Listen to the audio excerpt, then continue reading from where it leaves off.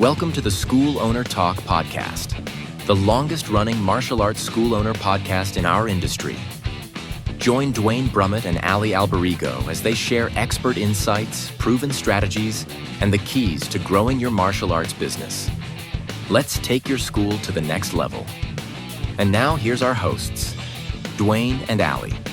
Welcome back to School Owner Talk. I'm Duane Brumitt. And I am Allie Alberigo. Some people call me Shihan Allie Alberigo. That's right. Well, look, today we're going to dig into something that every instructor has noticed. Maybe it hasn't been fully unpacked, but they've definitely noticed the change in attention spans across the kids. From the generation that we grew up compared to now. Yeah, I mean, it's funny. I just had this conversation at breakfast with my buddies, and we've all seen it. Kids today, they don't seem to focus the same as they did back in the 70s, 80s, and even the 90s. It's slowly, like, as years go by, it's declining. The world is a different place, and the distractions are different. And as instructors, even though that I stay on the cutting edge of learning how to communicate and how to deal with it, we have to change right along with it, but it's not easy. No. And so in this episode, we're going to explore what it really, what's really going on with the attention span of the kids, how technology has shaped, the way kids learn, and, most importantly, how we as, a martial arts school can adapt to that and make it to our advantage. So we're going to make this, we talked about this beforehand, but we're going to make this a two-part series. And so there's three main topics that we're going to talk about today, and then the rest we'll talk about in the next podcast. But there's some general shifts in the attention span. And Allie, when you and I were kids, I know you're just a little bit older, but when, we're growing up in the 70s and the 80s, life looked a lot different, fewer screens, more books, more outside time, just being comfortable, being bored, and then being creative with that. I mean, do you remember how, each of us, we had to, we had reading that we had to do. We got to play outside without any of these distractions. In fact, do you remember that? I do, and it's interesting because, this is when people of my generation, reminisce on Facebook, and they say that they'll ask questions like, if you've never grown up with drinking out of the water hose, and if you've never played baseball on the street, or if you never dug a hole or built a tree fort, you don't know what it's like to live. And, I lived through that generation of, my mom, no joke, I swear to God, this is the total truth. She'd hand me a machete and say, because I had woods behind me, she'd go build a fort, and have fun. And, I wouldn't come back for like 10 hours until she yelled out into the backyard. And then I said, I'm coming home, like that kind of thing. And, parents didn't worry. They weren't afraid. They had trust that things would be okay, or maybe they just didn't care as much, right? And did you bring your water bottle back there with you? With the handle and the straw, and Well, you had to suck on it every 5 minutes. Every 20 minutes, my mom ran into the woods and made me take a sip of water, and made sure that I was freaking hydrated. It's like I have that in my dojo. I have a 30-minute class, and parents have kids bringing a water bottle. I go, do you think they're going to get dehydrated in a 30-minute class? If so, they haven't drank all day long, and they're going to get dehydrated anyway. And I have kids bringing their water bottles for a 45-minute class. I'm like, you really can't be serious. I mean, buy a drink in the refrigerator after if you feel like it, or drink after, but don't worry about that. So, it's just so much, my mom, absolutely made me go out and do my homework. But she said, once it was done, go out and have fun. She wasn't out there worried about me being on my cell phone or watching TikTok or being on 50 different apps or buzzing. Your phone buzzing. On the phone buzzing and all that other stuff. You know what I mean? Yeah, and really, I mean, back then, in martial arts schools, we were expected to sit still, pay attention, Yeah. and just deal with it. Whether it was a 45-minute class, 60-minute class, heck, Right. 90-minute class. I mean, that was normal twice a week, right? Right. Like, yeah. I mean, I did join a school back in the 80s, and the school would take a break so that people could allow us to bring change with us and play video games on break time. In a 40-minute class, we had a 10-minute break. We could buy snacks and play games. I quit the school. I was like, this is not what I'm here for.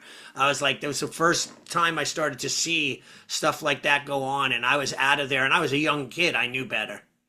And look, if you put a kid in a 60, 90-minute class now, I mean, forget it, right? You Yeah. know, half of them would be rolling on the ground and, in less than 20 minutes. Like they wouldn't even Yeah. paying attention. It's true. And compare that to the kids today. You put a 7-year-old in a 90-minute class, forget it. They're gonna lose attention, they're gonna get bored, and then they're gonna want to quit. Right there, that's where they're going to tell their parents, I don't like it anymore. It was too hard, or, too much to learn, or too confusing. It's a shame. Yeah. And look, it's not that kids today are worse. It's just their environment um, is different, and their brains actually are forming differently from even from the 90s on. So Right. like you got TV, you got video games. Later on, came the smartphones. Heck, kids having access to these tablets and phones and apps to be able to talk to and have a conversation with, and some of them have friends, and it's an AI, it's a Chat GPT friend. Yeah, I I know. mean, It's how crazy is that? Have you ever seen the parents that come out to a restaurant and they set their three kids up at the table and they pop out these iPads? I call it digital babysitting, right? Yeah. They have that in the lobby, like a parent in my school lobby of my dojo. They're not listening. Boom, the phone. Here, take the phone and go watch, whatever, Bluey, and it's like it's their parents' way of pacifying the kids into decent behavior because they don't know how to act without it. So they're, like, hey, I have a tool, I'm going to use it, right? And I'm going to just give that phone to my kids, but they don't realize the damage that they're actually doing. Yeah, and it's starting to rewire their focus, like their brain, to be able to focus on something. I years ago, and if you look back on the podcast, if you were to listen to years ago, I said something to the fact that we lived in a 5 word, two-picture society, and Yeah, really that's not even the case anymore, because it's really like a one word, you know three, and it's not even a picture. It's got to be a 10-second video that's flashing. Like, I mean, right, that's really right. the society that we live in right now.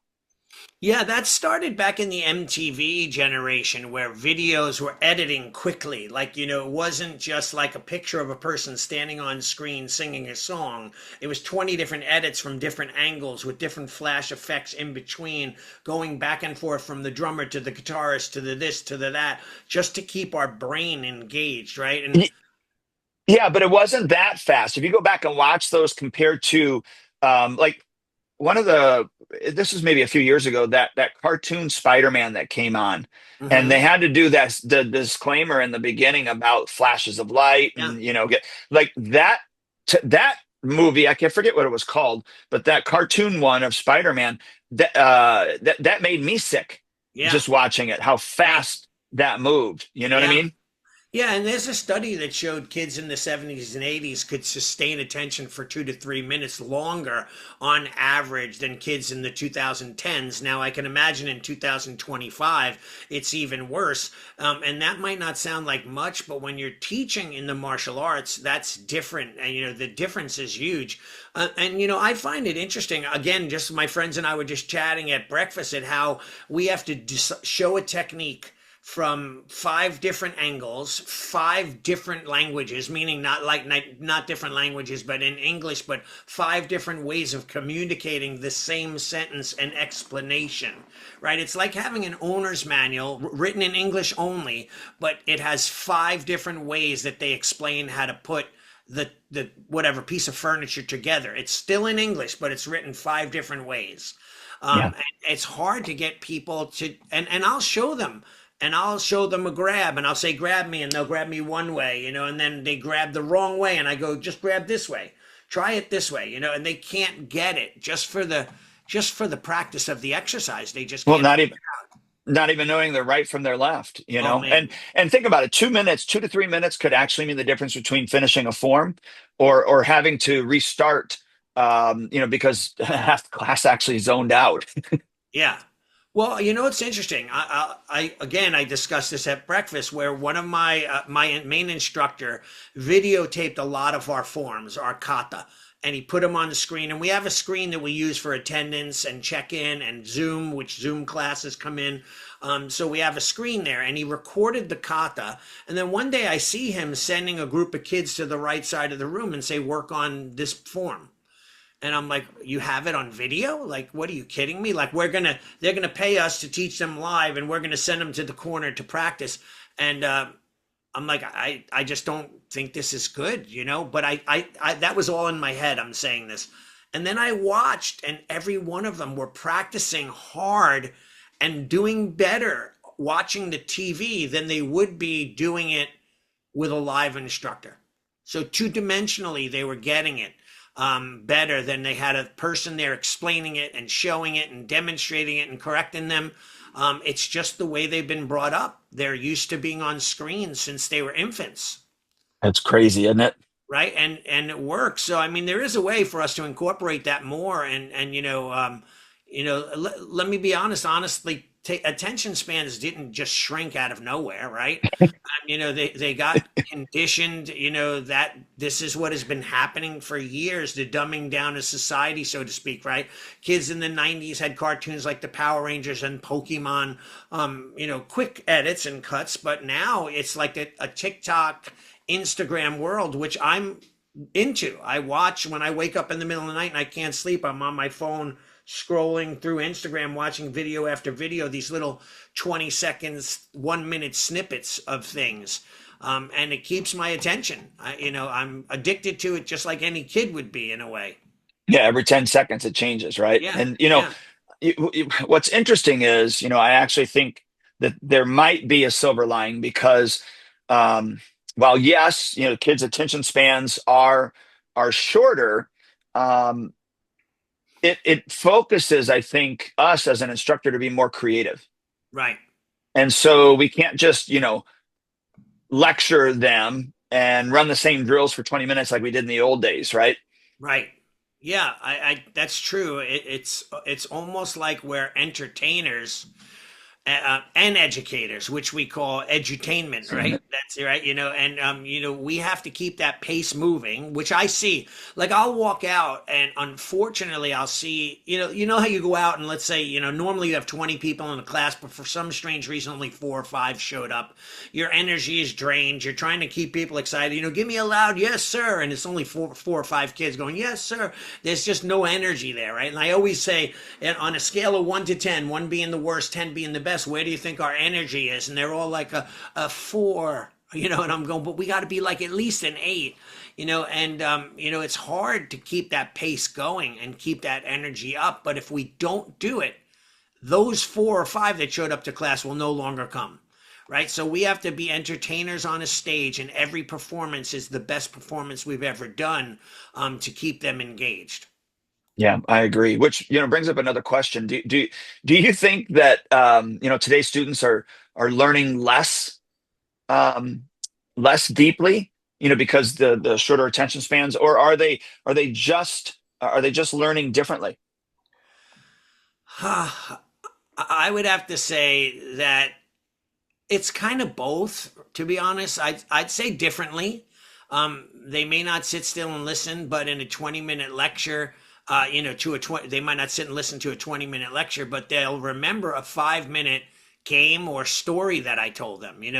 At the end of every class, I always say, "Come on, guys, come over here and sit by me. Koko ni kite kudasai," in Japanese. Please come and sit near me.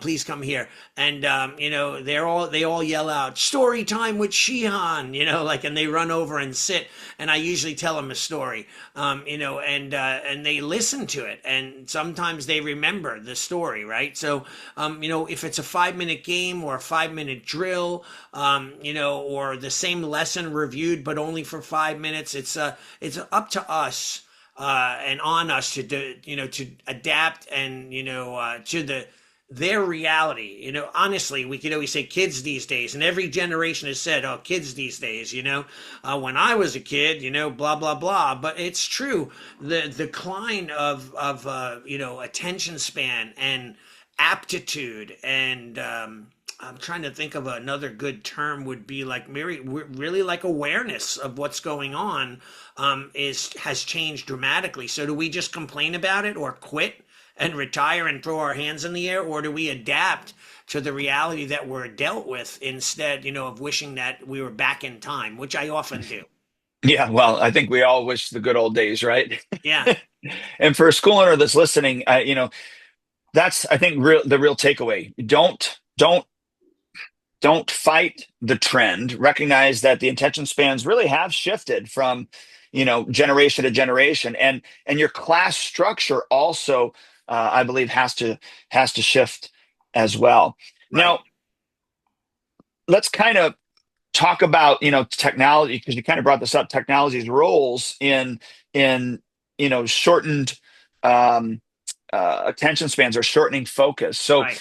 Allie, the elephant in the room, and we already brought it up, is really technology. And if we're honest, tech is really, I think, the biggest culprit to or behind the short attention spans. Yeah, you know what, Duane, I have to say, like we talked in the beginning, right? We said, like, how was it when I was younger? So, like, I believe if they had the label, which maybe they did, but they didn't use it when I was a kid, ADD and ADHD, I would have most certainly been labeled with that, to the point where I couldn't sit still and I was always getting in trouble in school. And my mom would, back then we would drink a thing called Ovaltine. It was like a chocolate milk, right?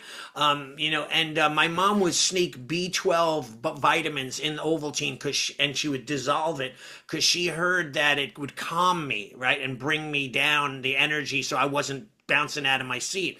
But I could not focus, right, at all. But I could tell you this: if you threw my guitar in my hand, which you could see behind me on my walls if you're watching the video, I'm a guitar player, not a very good one, but I'm a guitar player, and I could focus for 3-4 hours playing guitar, or if I was doing martial arts, 3-4 hours. Anything that I really enjoyed, I could stay focused on.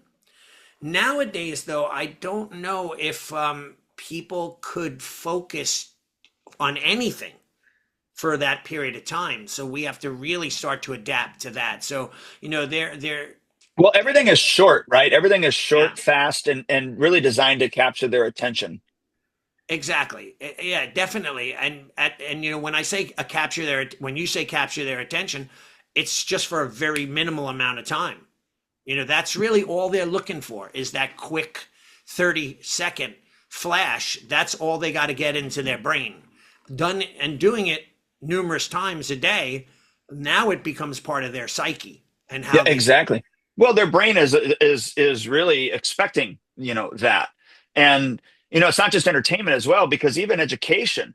So a lot of schools are relying more on screens, iPads, laptops. While I think those tools are can be and are useful, they also fragment, I think, the attention span of our kids. Yeah, and their research to back that up, of course, a Microsoft study famously claimed the average human attention span dropped 12 to 13 seconds in the year 2000, just from 12 seconds to 8 seconds by 2015. Which is shorter than that. As they say, a goldfish has a 4-second attention span or something like that. I think it's 9. 9, right? So Yeah, so 8 seconds would be shorter than a goldfish, right? Yeah, isn't that amazing? That's just, to me, it just blows me away. but it's also scary at the same time, because if kids can only hold focus for, let's say 8 seconds before checking out, how are we supposed to do run a 30-minute or 45-minute martial arts class? Yeah, well, that's where structuring comes in. That's really, look, I've been doing this forever. My classes are broken down in four sections. If it's a 45-minute class, we're doing a 12-minute intervals, literally, of 12 minutes of warm-ups, 12 minutes of warm downs, 12 minutes to 20 minutes of curriculum based on different things, kata, weapons, and something else. So we're always, we're always moving right along. So technology has conditioned kids to look for constant stimulation. So if we're not doing that in a class, it's funny. I did a class the other day and I said, kids, rate me. The last 3 or 4 times, I'm like, give me a rating.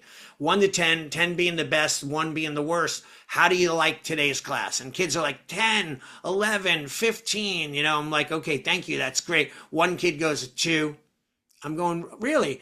Like, why do you think it was a 2? What's the reason? He goes, it was kind of boring. We did the same thing and it really wasn't that exciting. And, and I'm going, okay, next time I'll work harder to keep you moving more. Like I'm listening with an open mind, right? And there was a few kids that gave me a 6 or a 7 because they thought that we could have done more. I said, what was your favorite part of the class? Oh, when we were doing the line drills and running and racing each other.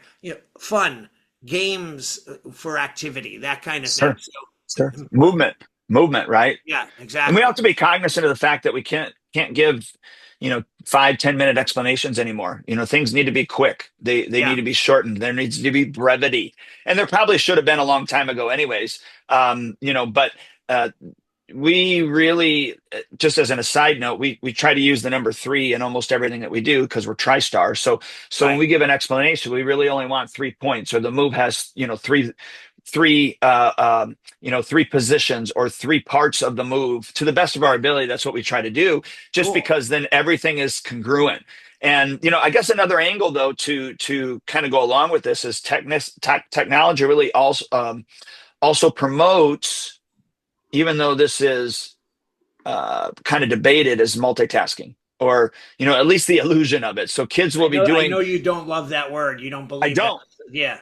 No, and partly probably because I don't do it, and it really isn't true. But kids nowadays are doing their homework while they're listening to music, or we did that to a certain degree, but Yeah. I can only do it to certain music. I can say I can only listen to classical music, but if there's other music, I can't do it. But they're scrolling on TikTok while they're doing their homework. They're listening Yeah. to YouTube videos while they're doing their homework. So the there really is a neuroscience that shows that multitasking actually makes your focus weaker, but these kids are doing it. They're jumping from one task to the next, to the next, to the next. You know what, though? I agree 1000% that that's true, that we can't focus on more than we can. Like, I think you can multitask. Like, you could be on the telephone while typing a document, or I sometimes am on a coaching call and I'm sending a text message out to someone. Those minor type of focuses that you don't really need 100% focus are okay. But I could tell you this, my wife, my daughter, and myself will watch TV. And we quite often say, what just happened? And we have to put the phone, because we're on our phone watching television. And the other You're day one. I watched like You're one three of those episodes. people, aren't you? Yeah, oh yeah, dude. I was on. We watched like 3 episodes. My wife and I have a show, and we really did not like the show at all because we were not paying attention because we were on our phones scrolling through Instagram and Facebook while watching the show. And then I said, why don't we watch the first episode again, but put our phones down? And we did. It was called Mobland, and we loved it. Like, we had to focus on the show, the dialogue, the accents, the action, the plot line, and we were not engaged, and we were missing it. In fact, one day I did a review on a movie because I do that often on my Facebook page, and a good friend of ours, I think we had him on our podcast, and anyway, I won't mention his name, but anyway, he wrote to me. He said, Allie, were you watching the movie while on your phone? And I said, yes, I was. And he goes, maybe that's probably why, because it was a really good movie. You should check it out again. And he's right. That I was not paying attention. Yeah, it's like juggling while you're riding your bike. Yeah, You exactly. know, And unless that's what you've been training to do, you can't do it. If you're an act, that's a different thing. But Right. either juggle or ride your bike. So watch the TV, Right. get off your phone, right? Yeah, exactly. Yeah, why? Like, is life that way so much? Like, am I going to miss out on what's going on my phone in the phone world because I watched a TV show 100%, intently? Like, of course not. I mean, I could do that. It's just, again, like you said, we're trained in this kind of mindset nowadays, right? Well, and we see the consequences in class because a kid will do a kick, and then what do? They look around the room, like, "Hey, what's next?" Well, Right. wait a second, you got to work on that. But the Yeah. problem is they've been trained by technology to always expect the next dopamine hit. Oh, okay, now I know it. No, Yeah. you Yeah. know the name of the kick, but you don't know the kick yet. Like, you know what Yeah. I mean? I do. I mean, I think that what's crazy is some parents actually bring this up while without realizing it. They'll say, my kid can't sit and play a video game for 2 hours. My kid can sit and play a video game for 2 hours. But why can't they focus at school? Why can't they focus on karate? Why can't they focus when I talk to them, right? Uh, it's just a different type of mindset. Well, and if you think about it, that's the same parent that really was doing this on their phone. They're Right. they're doing this while the kid is doing karate. Yeah. Their Yeah. face is in the phone. They can't even focus for 30 minutes watching their own kid. Put that phone Right. down and watch your kid, right? Yeah, and I often get annoyed at parents. Like, I'm saying, just engage. Like, even the parents, just learn what we do. Like, I can't even get them sometimes to show up with the correct equipment because and by the way, I forgive them because they're so busy running from this to that to the other thing. But at the same time, if they want them to be good, you got to show up to baseball with your hat, your mitt, your cleats, and your bat, right? You Well, can't yeah, and let's be not. honest, right? Video games and all those other things, they're engineered to keep your brains hooked. I mean, they Hmm. really are. Consistent levels, constant rewards, bright lights, sounds, all those Yeah. things. And martial arts, it doesn't have the same built-in stimulation. It honestly doesn't. But Yeah. I also don't think it should. Yeah, no, it shouldn't. Well, that's in order to get good, you got to, do it. I always say too, like the way you get good is by teaching it, right? If you become a teacher, you become the best you'll ever be because you have to teach the techniques over and over and over, class after class after class, and you're drilling them and working them and getting them better, right? It's just like, playing guitar. Like if I play guitar for a week and I learn a scale, but then I skip it for 2 weeks, I'm literally back to step one where I got to go back and watch that video that I just did of my guitar lesson to remember that scale. Or else I'm kind of just staying in the standard position. I'm never progressing. And I had a guitar player, teacher that was quite brutal. Like he wanted me to progress every single week, and I would practice, but he's a virtuoso and he would move on and wanted me to learn this and move on to that, but still practice what I learned in the past. And it was just piling more information on top of each other and never gave me a time to really master it. But he would get pissed off. He'd curse me out and yell at me. And then finally I stopped taking lessons from him. The pressure was too much. I wasn't enjoying myself anymore. So, like, in the dojo, I always say to the parents, like, hey, when's he going to get his belt? I'm like, why don't he just stick with the belt and get really good at that belt level rather than worrying about the next belt? But that's not what we do in this day and age. Yeah, yeah, exactly. So to me, I think, some of the key takeaways for school owners is this, that don't try to compete with, with technology.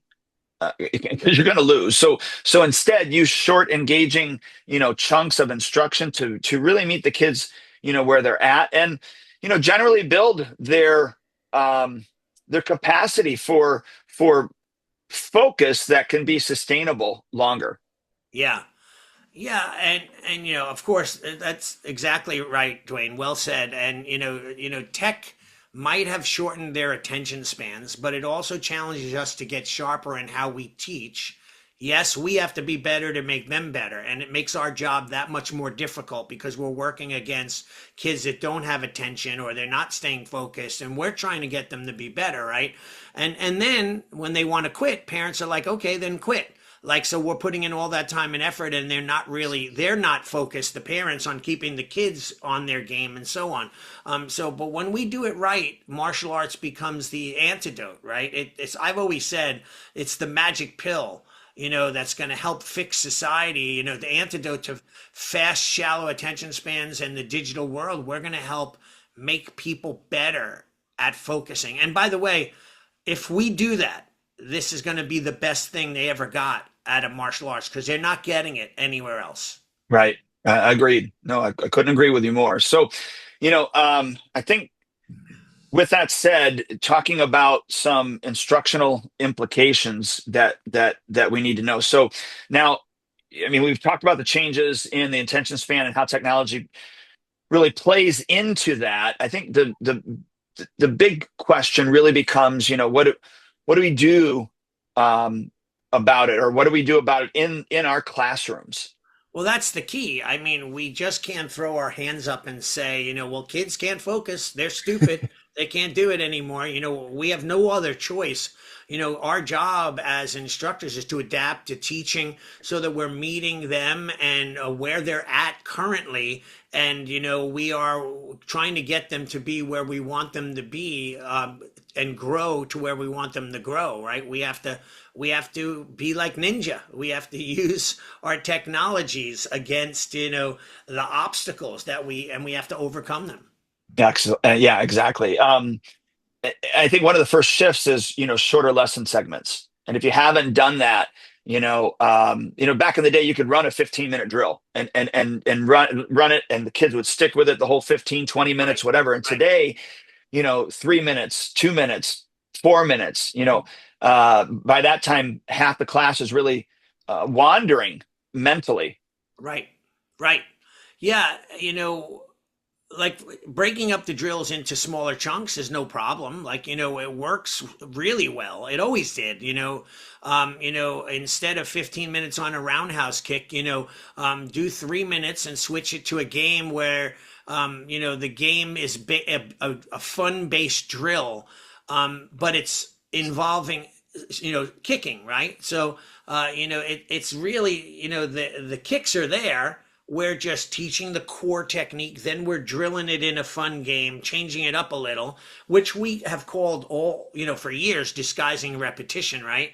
And, then maybe quickly finish with a partner holding a pad or working with each other, so that it's the same technique, but it's taught in layers. Yeah, no. And that layer approach really does, I think, two things. It keeps the kids engaged, one, and it sneaks in, like you talked about, that repetition without them, without it actually feeling, repetitive. And I'll give you for instance, I did a storm team class. That's a special team of role models. Those are the kids that are learning how to teach. And, the funny thing is what I did was I only taught front kick, and I taught it for a half an hour. And we did it in so many different ways, so many different things. And then I stopped the class and I asked them, I said, what did you see that's happening? What do you see me doing? And one of them raised his hand and he said, sir, you're disguising repetition. Oh, good. And I go, because I went through and I was asking other ones, and they were going, yeah, you taught this and you taught that and taught this. And then one of them finally said, you're disguising repetition. Wow. And I said, yes. I said, that honestly, that should have been your first answer. That's awesome. And another piece is interactive learning, right? Kids today, they don't want to be told what to do. Obviously, they don't listen when you tell them what to do. We didn't as kids either. Our parents told us this is the way it should be. We ignored them until we made the mistake and said, aha, our parents were right? But, kids today learn just what, they want to learn. And so you have to be smarter than them and get them to learn it in, as a process, asking questions, letting them demonstrate, giving them leadership roles. Sometimes a good friend of ours, I mean, we've had him on our podcast, I think, was Apollo Ladra. And he has a shirt, and on the shirt it says, teach to learn, learn to teach. right? Something along those lines, right? And it was about maybe giving them an instructor role, like, okay, you, all these high ranks, you teach those low ranks how to do it, and you guys practice this move together, so that they feel a little bit more, responsible for doing it correctly and teaching it correctly and knowing it correctly, right? So that Absolutely. it keeps their brains switched on. Yeah, agreed. And here's a nuance: is shorter attention spans. It doesn't mean that the kids can't focus. It really just means that they haven't had enough practice Right. to know how to focus, which is why you and I both agree that martial arts is so valuable, that we can actually train the skill of focus. Hmm. Yeah, I agree. And that's a huge point, because today's people treat attention span like it's a fixed thing, like it's inherent, right? And my kid just can't focus. Like, I'm like, well, what are you doing, to help him focus, right? Oh, well, we enrolled them in the martial arts. Yeah, but that's 3 days a week for 40 minutes, and then what are they doing for the other 165 hours a Right. week, right? Like, what are they doing? So it's not fixed. It's something that you don't fix. You have to train them, teach them how to focus. Right. It's a muscle. Yeah. It's just like a muscle. And the way that we train, though, is we train through progression. So, for example, with the beginner class might be like, our beginner class is 30 minutes. And then once they've built some stamina and they've been in our program for one full year, then they move into the intermediate class, which is 40 minutes. Right. And then the advanced class, which is, then 45. So there's some gradual increase that's built over time, but they build that confidence and that focus. So then it's not as overwhelming for them. Right. Because if you throw a brand new 6-year-old into a 45-minute class, they're going to burn out real fast, right? But if you give them a 30-minute class, and they get better at, and they're able to maintain that 30 minutes, and then they progress upward, then you're going to see that, wow, I did it. I've accomplished something. And the parents see that as well. And that momentum carries forward into the next class, because they're learning how to be a better student. Yep, agreed. And another strategy that I love